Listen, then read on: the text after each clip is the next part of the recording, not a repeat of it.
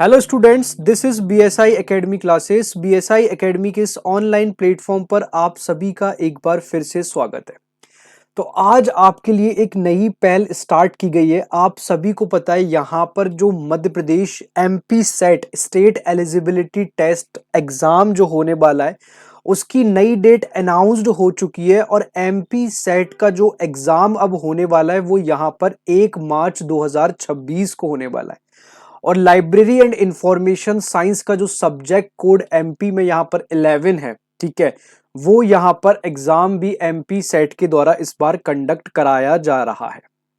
ठीक है, तो आप लोगों के लिए सबसे पहले मैं एक छोटी सी जानकारी ये देना चाहता हूं कि बीएसआई एकेडमी पे आप लाइब्रेरी साइंस के यूजीसी के कोर्सेज के लिए, यूजीसी नेट कोर्सेज के लिए, सेट एग्जामिनेशन के लिए, और यहाँ पर जो अभी केवीएस, एनवीएस और जो ईएमआरएस का जो टीयर 2 एग्जामिनेशन है उन सभी चीजों के लिए यहाँ पर आप सारे कोर्सेज चल रहे हैं। तो आप सारे कोर्सेज में आपको जहां जहां रिक्वायरमेंट है वहां जाके आप एनरोल कर सकते हो। ठीक है, यहां पर दिया हुआ कॉन्टेक्ट नंबर पे भी आप जाके जानकारी ले सकते हो, साथ साथ इसके साथ आप हमारी वेबसाइट पर भी विजिट कर सकते हो। तो आज ये जो पहल है वो पहल ये है कि यहाँ पर जो library and information science MP set का जो एग्जाम 2024 में यहाँ पर जो कंडक्ट हुआ था वो एग्जाम को हम सॉल्व करने जा रहे हैं, यानी कि वो क्वेश्चन पेपर को हम सॉल्व करने जा रहे हैं। क्योंकि मैं आप लोगों को कई बार ये चीज शेयर कर चुका हूं कि सबसे जरूरी यहां पर जो चीज होती है वो यहां पर होता है कि किसी भी पेपर का जो पैटर्न है वो पैटर्न कैसा है, उस पैटर्न को ब्रेक करना, या फिर हम कह सकते हैं उस पेपर को एनालाइज करके डिकोड करना बहुत जरूरी होता है, क्योंकि उसके बाद ही यहां पर एग्जाम जो है एग्जाम क्लैरिटी होने के चांस बनते हैं। ठीक है, क्योंकि हम पढ़ने को तो बहुत सारा है, लेकिन सबसे पहले हमें यह पता होना चाहिए कि हमारे जो क्वेश्चन पेपर है उस क्वेश्चन पेपर में एग्जामिनर के द्वारा या फिर जिस भी स्टेट में वो एग्जाम कंडक्ट हो रहा है वहां का पैटर्न क्या होता है। ठीक है, तो चलो स्टार्ट करते हैं विदाउट टाइम वेस्ट किए। सबसे पहला जो हमारा क्वेश्चन है वो क्वेश्चन है, क्वेश्चन नंबर आप सबको पता है कि यहां पर सब्जेक्ट पेपर 1 होता है और पेपर 2 होता है। पेपर 2 यहां पर सब्जेक्टिव होता है, तो डायरेक्टली आप लोगों के लिए यहां पर पेपर 2 स्टार्ट कर रहे हैं, पेपर 1 नहीं। पेपर 1 अगर आप पेपर 1 का भी कोर्सेज लेना चाहते हो तो पेपर 1 के कोर्सेज भी जो है वो भी हमारी यहां पर एकेडमी में सारे कोर्सेज चल रहे हैं। अब पेपर 2 में 51 क्वेश्चन जो हमारा सब्जेक्टिव है, सबसे पहले हम क्वेश्चन नंबर 51 देखते हैं। यहां पर क्वेश्चन नंबर 51 में पूछा गया है कि when someone presents someone else work using different media such as text, images, voice और वीडियो, इट कैटेगराइज्ड एज। यानी कि एक तरीके से यह समझ आ रहा है कि यहां पर किसी ना किसी प्रकार की साहित्यिक चोरी की बात की जा रही है। एक बार हिंदी में समझते हैं। हिंदी में यहां पर प्रश्न दिया हुआ है कि जब भी कोई व्यक्ति किसी अन्य व्यक्ति के कार्य को, ठीक है, विभिन्न माध्यमों जैसे कि पाठ यानी कि टेक्स्ट, उसके बाद यहां पर इमेजेस चित्र के फॉर्म में, इसके साथ साथ यहां पर वॉइस आवाज के फॉर्म में, या फिर वीडियो का उपयोग करके अगर प्रस्तुत करता है तो इसे यहां पर किस प्रकार हम वर्गीकृत करेंगे। ठीक है, ध्यान देना दोस्तों, जब भी यहां पर कोई व्यक्ति किसी दूसरे व्यक्ति का काम, चाहे वो टेक्स्ट हो, ठीक है, चाहे वो टेक्स्ट फॉर्मेट में हो या फिर वो इमेज फॉर्मेट में हो या इसके साथ साथ वो वॉइस फॉर्म में हो यानी कि आवाज फॉर्म में हो या फिर वीडियो के फॉर्म में हो, ये जितने भी मैंने आपको अलग अलग यहां पर माध्यम बताए हैं, इन अलग अलग माध्यम में बदलकर अपने नाम से अगर यहां पर प्रस्तुत करने का प्रयास भी करता है ना, तो यहां पर उसे कलात्मक साहित्यिक चोरी कहते हैं, यानी कि आर्टिस्टिक प्लेगरिज्म कहते हैं। क्या कहते हैं यहां पर उसको? आर्टिस्टिक प्लेगरिज्म यानी कि कलात्मक साहित्यिक चोरी कहते हैं। क्योंकि जो यहां पर मेन यूजर्स होता है, ठीक है, जो यहां पर मेन यूजर जो होता है उसने यहां पर जो कंटेंट बनाया होता है, कहीं ना कहीं वो कंटेंट का उसके द्वारा यहां पर हनन होता है, उस कंटेंट का यहां पर हनन होता है। इसलिए यहां पर जितने भी यहां पर टेक्स्ट फॉर्म हो गए, इमेज फॉर्म हो गया, वॉइस फॉर्म हो गया या फिर वीडियो फॉर्म में किसी भी प्रकार के डेटा को अगर हम यहां पर यूज करते हैं, उस डेटा को यूज करने के बाद, ठीक है, अगर हम अपने वे में प्रस्तुत करते हैं तो उसे हम यहां पर कलात्मक साहित्यिक चोरी या फिर आर्टिस्टिक प्लेगरिज्म के नाम से जानते हैं। क्लियर है? बहुत अच्छे से क्लियर होगा क्वेश्चन। चलो नेक्स्ट क्वेश्चन हम डिस्कस करते हैं। नेक्स्ट क्वेश्चन है आपका, how do semantic barriers effect communication channels. ठीक है, यानी कि अर्थगत बाधाएं संचार चैनलों को कैसे प्रभावित यहां पर करती है। ठीक है, कुछ कुछ यहां पर जो सिमेंटिक वेरर्स होते हैं वो यहां पर जो कम्युनिकेशन चैनल्स हैं उनको यहां पर प्रभावित कैसे किया जाता है। ठीक है, सबसे पहले हम समझते हैं सिमेंटिक क्या होता है, सिमेंटिक या फिर सिमेंटिक वेरियर्स क्या है। ठीक है, सिमेंटिक वेरियर्स की दोस्तों अगर हम यहां पर बात करें तो सिमेंटिक वेरियर्स एक प्रकार की बाधा कह लो आप, या फिर प्रतिरोध कह लो, या फिर इसे एक प्रकार का रुकावट कह लो, किसी भी कार्य में रुकावट कह लो या फिर बाधा कह लो। ठीक है, यह तब होती है, ध्यान देना दोस्तों, जब भी यहां पर कोई सेंडर होता है, यानी कि जब भी यहां पर कोई भेजने वाला होता है और उसके साथ साथ यहां पर दूसरा कोई रिसीवर होता है, यानी कि यहां पर प्राप्त करने वाला होता है। ठीक है, सबसे पहला मैं बोल रहा हूं आपको, जब भी यहां पर कोई सेंडर होता है यानी कि यहां पर कोई भेजने वाला होता है, उसके साथ साथ यहां पर दूसरा जब भी कोई यहां पर रिसीवर होता है यानी कि प्राप्त करने वाला होता है। ठीक है, सेंडर और रिसीवर के बीच में जो कम्युनिकेशन होगा वो या तो फिर वर्ड्स के फॉर्म में होगा, कोई ना कोई, जैसे अभी आप और हमारे बीच में यहां पर जो क्लास चल रही है उसमें जो कम्युनिकेशन हो रहा है तो वो डेफिनेटली वॉइस फॉर्म में शब्दों के माध्यम से हो रहा है। ठीक है, या फिर हो सकता है मैं सिग्नल्स के माध्यम से, सिग्नल्स यानी कि कोई प्रतीक या चिन्ह के माध्यम से कम्युनिकेशन होता है। ठीक है, और इन दोनों चीजों के यहां पर अलग अलग मतलब निकलते हैं। जो यहां पर मैं वर्ड्स बोल रहा हूं तो उन वर्ड्स का मतलब अलग है, कुछ आपको प्रतीक बताऊंगा यानी कि कुछ आपको सिग्नल्स बताऊंगा तो उन चीजों के यहां पर मतलब अलग होते हैं। ठीक है, तो इसमें क्या होता है, जब आप इन वर्ड्स और सिग्नल्स को डबल मीनिंग के तौर पर यूज करते हो तो इन वर्ड्स और सिग्नल्स का यहां पर जो अर्थ होता है, जो मीनिंग होता है, वो यहां पर मीनिंग मतलब उनका बदल जाता है और गलत फहमी पैदा हो जाती है। ठीक है, तो इसका जो करेक्ट आंसर होगा दोस्तों, गलत व्याख्याओं एवं गलत फहमियों को जन्म देकर, यानी कि by leading to wrong interpretation and misunderstanding. आजकल एआई कितना चल रहा है आप सभी लोगों को पता है। यहां पर मान लो मैं कुछ कम्युनिकेशन आपको यहां पर language library and information science का यहां पर पेपर पढ़ा रहा हूं, ठीक है, और आप एआई के हेल्प से जो मैंने इसका सी आंसर बताया, सपोज करो आप इस एआई के हेल्प से यहां पर मेरे वीडियो में एडिटिंग डाल के इसका आंसर यहां पर डी कर दो, तो यहां पर यह हुआ क्या कि गलत फहमियां और गलत व्याख्याओं को यहां पर जन्म देकर आपने क्या करा, जो कम्युनिकेशन हम दोनों के बीच में बना हुआ है, ठीक है, जो कम्युनिकेशन आप और मेरे बीच में जो बराबर चल रहा है उसमें कहीं ना कहीं एक सिमेंटिक बैरियर प्रतिरोध डाल दिया, क्योंकि यहां पर आपने उनको गलत फहमियों का जन्म दे दिया। और वो गलत फहमियां और जो गलत व्याख्या है वो कब आपको ज्ञात हुई, जब आप एग्जाम देकर आए और आपने यहां पर डी टिक कर दिया और उसका आंसर करेक्ट जो है वो सी निकला। ठीक है, तो यहां पर जो कम्युनिकेशन चैनल्स जो होते हैं उनके बीच में यहां पर सिमेंटिक बैरियर्स जो लाने का काम करते हैं वो by leading to wrong interpretation and misunderstanding, यानी कि गलत व्याख्याओं एवं गलत फहमियों का जन्म देकर यह किया जाता है। क्लियर है? चलो क्वेश्चन नंबर नेक्स्ट डिस्कस करेंगे, क्वेश्चन नंबर 53। ठीक है, क्वेश्चन नंबर 53 है दोस्तों, which one is a characteristics of a formal communication. निम्नलिखित में से कौन सी औपचारिक संचार की एक विशेषता है। ठीक है, यहां पर फॉर्मल कम्युनिकेशन की एक विशेषता आपसे पूछी जा रही है। ठीक है, हिंदी में देख लेते हैं।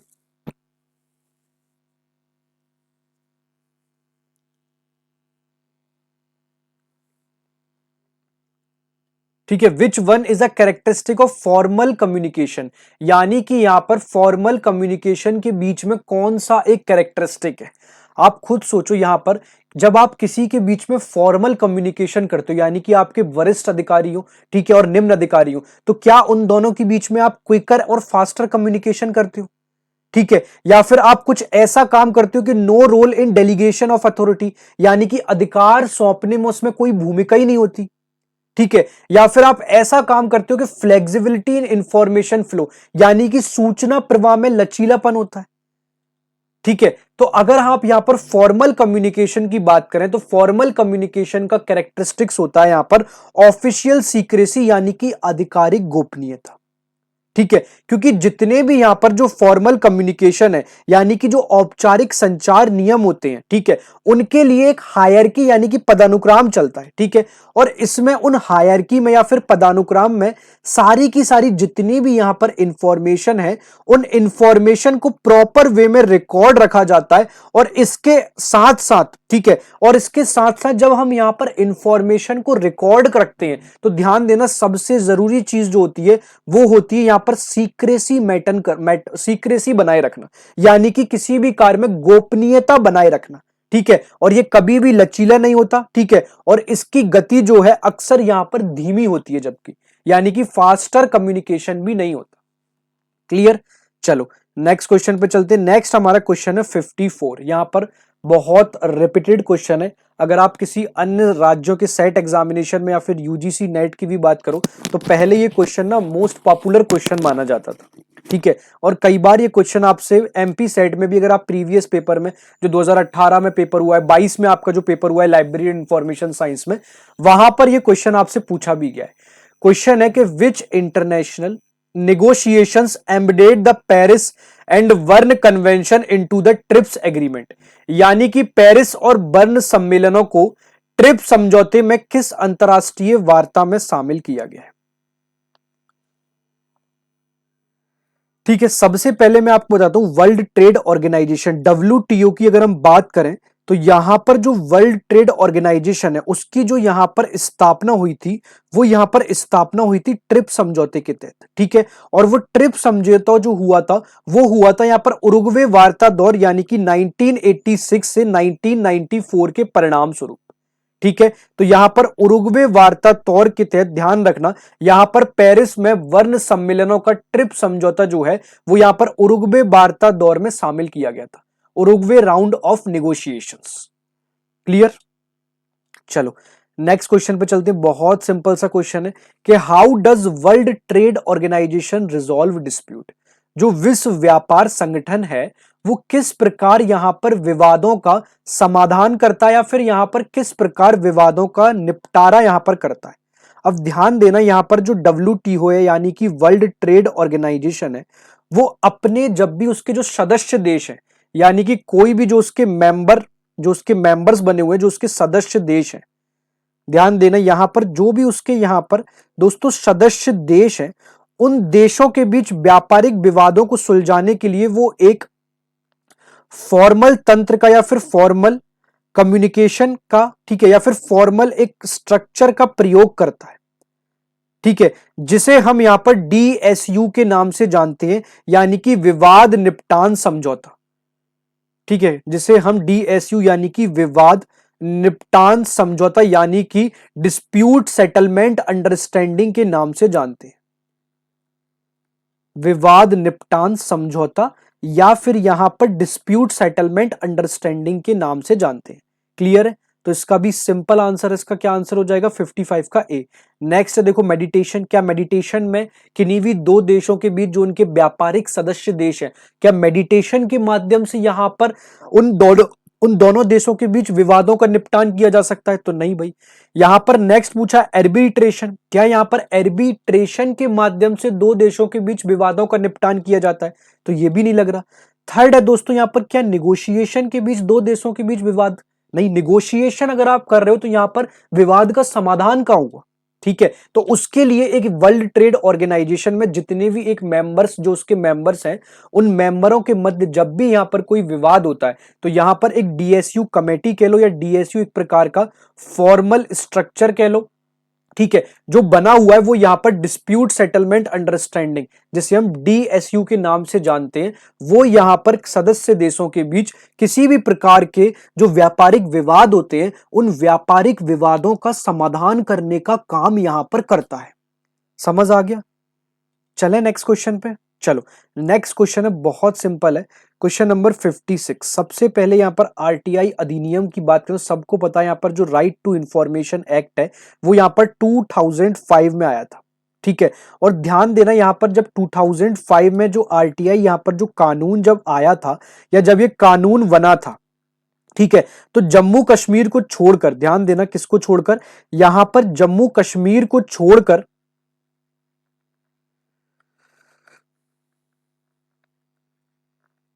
यह जो कानून है ये जम्मू कश्मीर को छोड़कर पूरे भारत में लागू था। ठीक है, जम्मू कश्मीर को छोड़कर ये जो कानून है ये पूरे भारत में लागू था। हालांकि 2019 के बाद से, ठीक है, जब 2019 में आप सबको पता है यहां पर जो आर्टिकल 370 था, यानी कि आर्टिकल 370 या फिर अनुच्छेद 370 हटने के बाद जो आरटीआई अधिनियम है वो यहां पर जम्मू एंड कश्मीर में भी लागू किया गया था। ठीक है, लेकिन यहां पर क्वेश्चन में पूछा जा रहा है कि भारत के कौन से क्षेत्र को आरटीआई अधिनियम 2005 से यहां पर मुक्त रखा गया है। Which region of India is exempted from the RTI act 2005। तो इसका जो करेक्ट आंसर है दोस्तों, ध्यान देना, जब यहां पर आरटीआई अधिनियम आया था 2005 में, तब यहां पर जम्मू एंड कश्मीर को इसमें शामिल नहीं किया गया था। ठीक है, लेकिन ये भी ध्यान रखना, जब यहां पर 2019 में जब आर्टिकल 370 जो था, अनुच्छेद 370 था, अनुच्छेद 370 के हटने के बाद आरटीआई में यहां पर जम्मू एंड कश्मीर को भी शामिल किया जा चुका है वर्तमान में। ठीक है, चलो नेक्स्ट क्वेश्चन डिस्कस करते हैं। हमारा नेक्स्ट क्वेश्चन है हमारा 57। What is the meaning of the Greek word Athos from the following. ठीक है, जो ग्रीक शब्द है एथोस, उसका अर्थ पूछा गया है, उसका अर्थ यहां पर क्या है।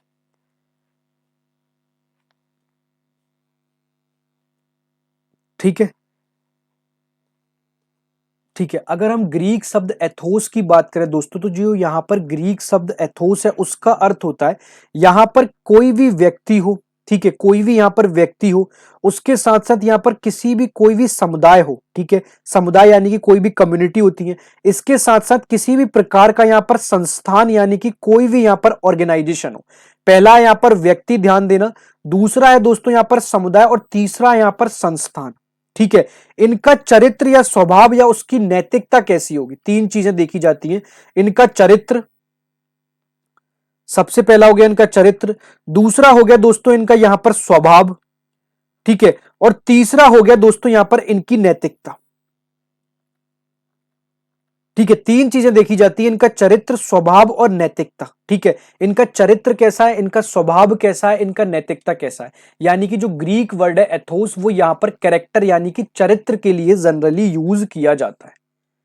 क्लियर, चलो नेक्स्ट क्वेश्चन देखते हैं हम। 58 क्वेश्चन देखते हैं। 58 यहां पर पूछा गया है कि विशेष ग्रंथालय को लोगों यानी कि special libraries must be reshaped as knowledge management centres that will require linking people knowledge and technology whose statement is this. यानी कि जो भारत का राष्ट्रीय ज्ञान आयोग है, यानी कि नेशनल नॉलेज कमीशन है, ठीक है, उस नेशनल नॉलेज कमीशन की यानी कि एनकेसी की, ध्यान देना, एनकेसी की एक सिफारिश थी दोस्तों कि जितने भी यहां पर जो स्पेशल लाइब्रेरीज हैं, यानी कि जितनी भी यहां पर स्पेशल लाइब्रेरीज या फिर विशेष पुस्तकालय हैं, ठीक है, उन स्पेशल लाइब्रेरीज को यहां पर ज्ञान प्रबंध केंद्र के रूप में विकसित करना। उन स्पेशल लाइब्रेरीज को, ध्यान देना, उन स्पेशल लाइब्रेरीज को ज्ञान प्रबंधन केंद्र के रूप में विकसित करना, ताकि यहां पर जो लोग हैं, ठीक है, जितने भी यहां पर लोग हैं, वो यहां पर नॉलेज और टेक्नोलॉजी से आपस में जुड़ सकें, बहुत इजीली यहां पर नॉलेज एंड टेक्नोलॉजी से एक दूसरों से जुड़ सके। तो यहां पर क्वेश्चन पूछा जा रहा है कि विशेष ग्रंथालयों का लोगों, ज्ञान और प्रौद्योगिकी को जोड़ने वाले ज्ञान प्रबंधन केंद्रों के रूप में विकसित किया जाना, यह कथन किसका था। तो यह कथन था दोस्तों यहां पर एनकेसी का, यानी कि नेशनल नॉलेज कमीशन का। क्लियर, चलो नेक्स्ट क्वेश्चन डिस्कस कर लेते हैं। Question number 59। क्वेश्चन नंबर 59 है दोस्तों यहां पर, किस प्रकार की वादा की विशेषता, स्थिति या पदानुक्रम में अंतर है जो व्यक्तियों के बीच मनोवैज्ञानिक दूरी पैदा करती है। What type of barrier is characterized by differences in status or hierarchy creating psychological distance between individual? बताओ। ठीक है, होता क्या है, जब भी आप किसी एक बड़े ऑफिस में होते हो, मान लो ये आपका पूरा ऑफिस है, ठीक है, ये आपका पूरा ऑफिस है और यहां पर ना 500 लोग काम कर रहे हैं। कितने लोग काम कर रहे हैं, 500 लोग काम कर रहे हैं। यहां पर सपोज करो आपका ऑफिस में जो मैनेजर है, जो ऑफिस की कंपनी का मैनेजर कह लो या सीईओ कह लो या फिर आप डायरेक्टर कह लो, वो यहां पर बैठता है। अब यहां पर जो इसके करीब के लोग होंगे, ठीक है, मान लो ये पहली क्यू है जो यहां पर डायरेक्टली ये मैनेजर को रिपोर्ट करते हैं, यानी कि डायरेक्टली कंपनी के सीईओ को रिपोर्ट करते हैं। यहां पर मान लो ये दूसरी क्यू है 100 लोगों की। यहां पर समझ लो आप ये तीसरी क्यू बनी है 100 लोगों की, और यहां पर समझ लो ये चौथी क्यू बनी है 100 लोगों की, और लास्ट में समझ लो यहां पर जो है वो 100 लोगों की क्यू और बनी है। अब ये 100 लोग करके यहां पर मान लो 500 लोग एक बड़े से यहां पर ऑफिस में बैठे, ठीक है। अब जब होगा क्या, यहां पर जब भी कोई ऑफिस में जो हायर हायर अथॉरिटी पे या फिर जो हायर डेजिग्नेशन पर जो लोग बैठे होते हैं और यहां पर जो लोअर डेजिग्नेशन पर जो लोग बैठे हैं, उनके बीच में कहीं ना कहीं पर एक दूरी आती है, ठीक है। उनके बीच में कहीं ना कहीं एक प्रकार की दूरी आती है। वो दूरी कई प्रकार से हो सकती है। उस दूरी को यहां पर हम जिस चीज से डिनोट करते हैं दोस्तों, वो यहां पर करते हैं ऑर्गेनाइजेशनल बैरियर्स, यानी कि संगठनात्मक बाधाएं। क्लियर हो गया होगा इस एग्जांपल से। यहां पर सपोज करो एक पूरा ऑफिस है और यहां पर ऑफिस का सीईओ बैठता है। अब जो इसके करीबी है वो तो यहां पर इसके करीब रहेगा। मान लो ये 100 लोग हैं, ये डायरेक्ट रिपोर्ट कर रहे हैं, तो ये तो इसके करीब है। और फिर यहां पर दूसरे 100 लोग बन गए तो ये इसके और दूर हो गए। फिर यहां पर जो इसके और 100 लोग बन गए तो ये और दूर है। फिर यहां पर जब और 100 लोग बने तो यहां पर ये और दूर हो रहे हैं। लास्ट में जब यहां पर जो 100 लोग और आ रहे हैं तो यहां पर ये 100 लोग जो है यहां पर ये और दूर हो रहे हैं। तो ये यहां पर ऑर्गेनाइजेशनल बैरियर, संगठनात्मक बाधा, यहां पर मैनेजर और जो अंतिम कड़ी है यहां पर, यानी कि जो लोअर लेवल ऑफ मैनेजमेंट है, उनके बीच में यहां पर एक कड़ी बनती जा रही है, यानी कि एक गैप क्रिएट हो रहा है, जिसे हम यहां पर संगठनात्मक बाधा या फिर ऑर्गेनाइजेशनल बैरियर्स के नाम से जानते हैं। क्लियर। चलो नेक्स्ट चलते हैं। According to theory of information by Shannon and Weaver, how is information primarily viewed.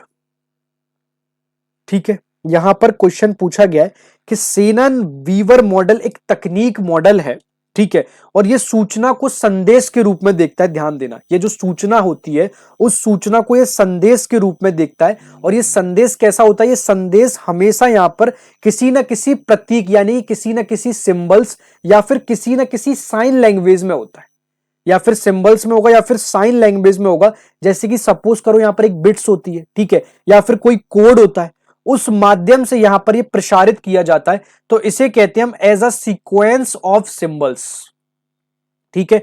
तो इसका जो करेक्ट आंसर हो जाएगा वो हो जाएगा यहां पर 60 का ए, ठीक है। चलो नेक्स्ट चलते हैं। यहां पर नेक्स्ट है, in which year was the national knowledge commission constituted. जो यहां पर राष्ट्रीय ज्ञान आयोग है, राष्ट्रीय ज्ञान आयोग का गठन कब किया गया था। तो ध्यान देना दोस्तों, यहां पर जो एनकेसी है यानी कि नेशनल नॉलेज कमीशन है, और ये जो क्वेश्चन है ना, ये मोस्ट रेपिटेड क्वेश्चन है और ये आपका यूजीसी नेट में भी कई बार पूछा गया है। ध्यान देना, यहां पर जो नेशनल नॉलेज कमीशन है उसकी स्थापना की अगर हम बात करें तो उसकी स्थापना जो है वो यहां पर 13 जून 2005 को की गई थी। कब की गई थी? 13 जून 2005 को यहां पर उसकी स्थापना की गई थी। और इसकी स्थापना जो है, इसकी अध्यक्षता यहां पर की गई थी दोस्तों सेम पित्रोदा के द्वारा। इसकी जो अध्यक्षता की गई थी वो यहां पर सेम पित्रोदा के द्वारा इसकी अध्यक्षता यहां पर की गई थी।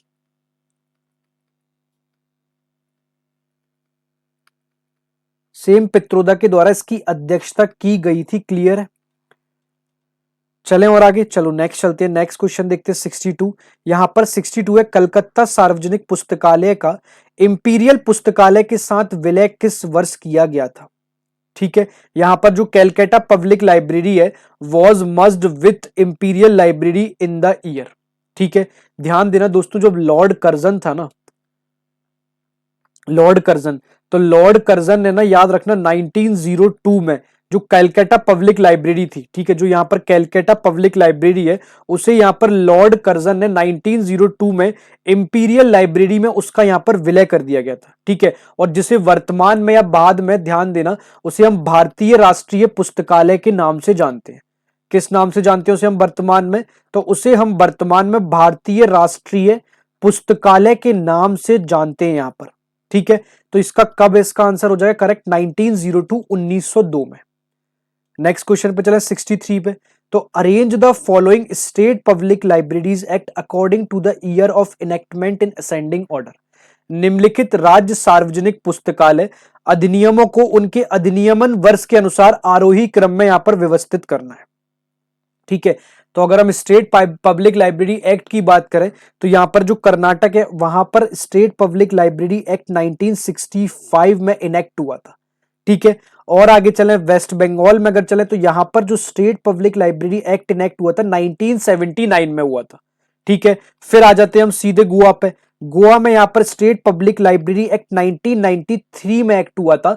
और नेक्स्ट आता है यहां पर उड़ीसा, और उड़ीसा में यहां पर जो पब्लिक लाइब्रेरी एक्ट यानी कि स्टेट पब्लिक लाइब्रेरी एक्ट है वो यहां पर 2001 में इनेक्ट हुआ था।